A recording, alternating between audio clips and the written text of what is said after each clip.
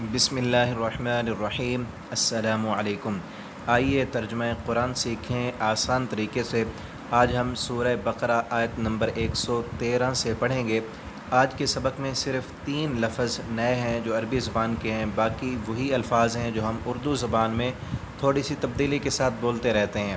اور یہ وہ لفظ ہیں جو بار بار عربی زبان میں استعمال ہوتے ہیں۔ اعوذ باللہ من الشیطان الرجیم۔ وقالت الیہود، اور کہنے لگے یہودیوں نے کہا۔ یہاں دیکھیں وقالا، قالا جو ہے ہم اردو زبان میں بولتے ہیں اقوال زیریں، قول، مقولہ، بات کرنے کو کہتے ہیں، اور یہ جو تا مکسور ہے یہ ہم نے علامتوں میں پڑھا ہے، یہ واحد مؤنث مخاطب کی علامت ہے، اور یہود اس سے مراد پوری قوم ہے، اور قوم جو ہے وہ مؤنث ہوتی ہے، اس لیے مؤنث کی علامت یہاں آئی ہے۔ وقالت الیہود، اور کہا یہودیوں نے، لیست النصارى، نہیں ہے نصرانی، عیسائی، ہم اردو میں بولتے ہیں نصرانی، عیسائی نہیں ہے، علی شیء، کچھ بھی، کوئی بھی چیز نہیں ہے۔ یہودیوں نے کہا کہ عیسائی کچھ نہیں ہے۔ وقالت النصارى، اور کہا نصرانیوں نے، عیسائیوں نے، لیست الیہود، نہیں ہے یہودی، علی شیء، کوئی چیز نہیں ہے۔ یہودی کہنے لگے کہ عیسائی، ان کی کوئی حیثیت نہیں ہے، یہ کوئی چیز نہیں ہے، اور عیسائیوں نے کہا کہ یہودی کچھ نہیں ہے۔ وہم یتلون الکتاب، حالانکہ وہ دونوں کتاب پڑھتے تھے۔ یہودی اپنی کتاب تورات میں پڑھتے تھے کہ عیسیٰ علیہ السلام اللہ کے سچے رسول ہیں، اور ان کا دین اور مذہب بھی آسمان سے نازل شدہ ہے، لیکن اس کے باوجود بھی بغض اور عناد کرتے ہوئے کہتے کہ عیسائی کچھ نہیں ہے، جنت میں تو ہم جائیں گے، وہ جہنم میں جائیں گے۔ وقالت النصار، اور نصرانی بھی اپنی کتاب انجیل میں پڑھتے تھے کہ یہودی،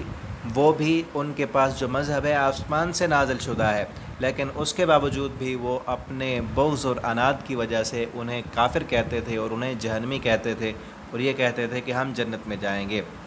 کذالک، اسی طرح، قال الذین، کہا ان لوگوں نے، لا یعلمون، جو نہیں علم رکھتے تھے، مثل قولہم، ان کے قول کی مثل، ان کے بات کی مثل ان لوگوں نے بھی کہا جن کے پاس علم نہیں تھا۔ اس سے مراد لا یعلمون، جو علم نہیں رکھتے، مکہ کے مشرک مراد ہیں، ان کے پاس کوئی آسمانی کتاب نہیں آئی، لیکن وہ بھی اپنے زعم میں اپنے آپ کو سچا سمجھتے تھے اور دوسروں کو جھوٹا کہتے تھے، اور نعوذ باللہ نبی کریم صلی اللہ علیہ وسلم کو وہ صابی، بے دین کہا کرتے تھے، اور اپنے آپ کو حق پرست کہتے تھے۔ اللہ تعالیٰ نے سب کے بارے میں فیصلہ کن بات کی ہے کہ فاللہ، پس اللہ تعالیٰ، یحکم، فیصلہ کرے گا، بینہم، ان کے درمیان، یوم القیامت، قیامت کے دن۔ یہودی، عیسائی، یہ مشرک، یہ جو آپس میں جھگڑ رہے ہیں، ان سب کا فیصلہ اللہ تعالیٰ قیامت کے دن کریں گے۔ فی ما کانوا، اس چیز کے بارے میں، فیہ یختلفون، جس میں یہ اختلاف کرتے ہیں۔ تھوڑی سی توجہ کرنے سے انتہائی آسان ہے قرآن کا ترجمہ، آپ توجہ کریں اور پڑھیں، یہ قرآن آپ کی زندگیوں کو بدل دے گا۔ ومن اظلم، ومن، اور کون ہے، اظلم، زیادہ ظالم، ہم کہتے ہیں نا ظالم، اسی سے ہے اظلم، یہ اسم تفضیل کا صیغہ ہے، اظلم، زیادہ ظالم، ممن، اس بندے سے، منع، جو منع کرتا ہے، منع کرتا ہے، ہم اردو میں بولتے ہیں مساجد اللہ، اللہ کی مسجدیں سے، اللہ کی مسجد سے جو بندہ روکتا ہے، نماز نہیں پڑھنے دیتا، اس بندے سے بڑا ظالم دنیا میں اور کون ہو سکتا ہے۔ ان یذکر، یہ کہ ذکر کیا جائے، فیہا، اس مسجد میں، اسمہ، اس کے نام کا، کہ اللہ کے نام کا اس میں ذکر کیا جائے، توحید کی بات بتلائی جائے، اللہ کو سجدہ کیا جائے، لیکن وہ مسجد سے، نماز پڑھنے سے روکتا ہے۔ وسعی فی خرابیہا، اور کوشش کرتا ہے اس کی خرابی کی، اس میں خرابیاں پیدا کرتا ہے۔ اولئک، یہی وہ لوگ ہیں، ما کان لہم، نہیں ہوگا ان کے لیے، ان یدخلوہا، یہ کہ وہ داخل ہوں، الا خائفین، مگر ڈرتے ہوئے، ان کے یہی لائق تھا کہ مسجد میں اللہ سے ڈرتے ہوئے داخل ہوتے۔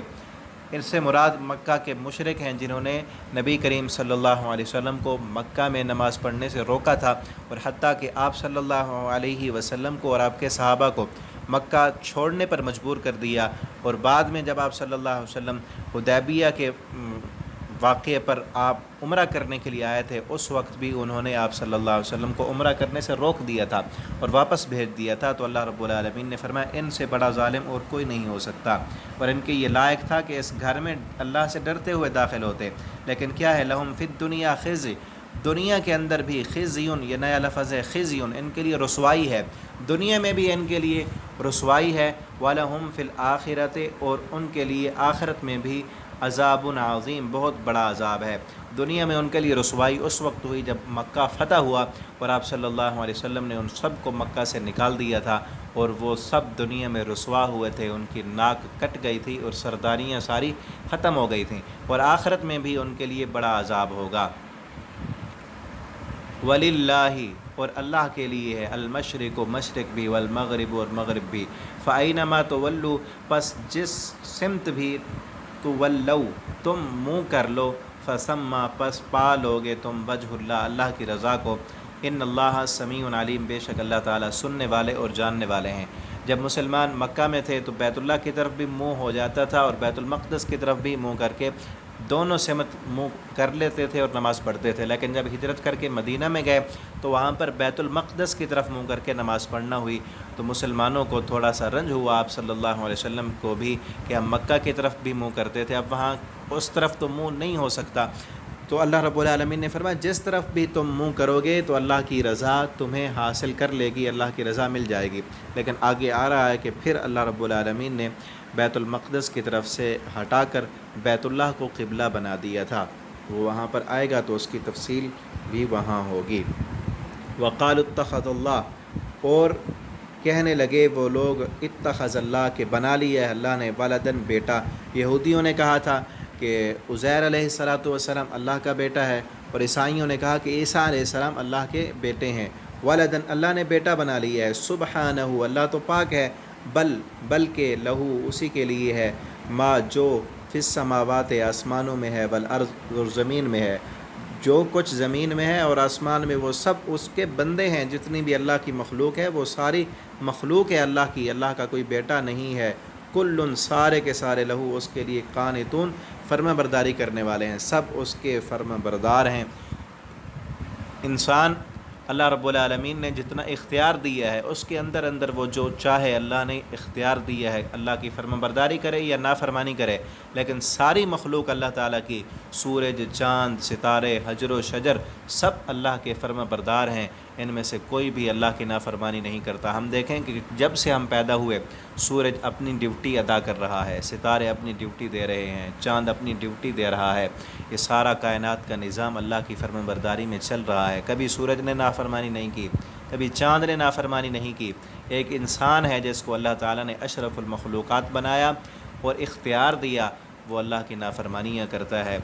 ہمیں چاہیے کہ ہم اللہ کے فرما بردار بن جائیں، جس طرح اللہ تعالیٰ کہتے ہیں یہ ساری کائنات میری فرما بردار ہے، تو اللہ سے دعا ہے اللہ تعالیٰ ہمیں بھی اپنا فرما بردار بنا دیں۔ بدیع السماوات، اور ابتدا کرنے والا ہے، شروع سے بنانے والا ہے، موجد ہے، ایجاد کرنے والا ہے، السماوات، آسمانوں کا، والارض، اور زمین کا۔ یہ نہیں کہ کسی کی ملکیت کی وجہ سے مل گیا، جس طرح اولاد کو زمین مل جاتی ہے یا وراثت میں بہت سارا مال مل جاتا ہے، انہیں قدر نہیں ہوتی، بنایا تو باپ نے تھا، اللہ تعالیٰ کو کسی نے دیا نہیں ہے، اللہ نے خود بنایا ہے، موجد ہے اللہ رب العالمین نے۔ یہ ساتوں آسمان، زمینیں، یہ سورج، چاند، ستارے، ساری کائنات اللہ رب العالمین نے اپنے حکم سے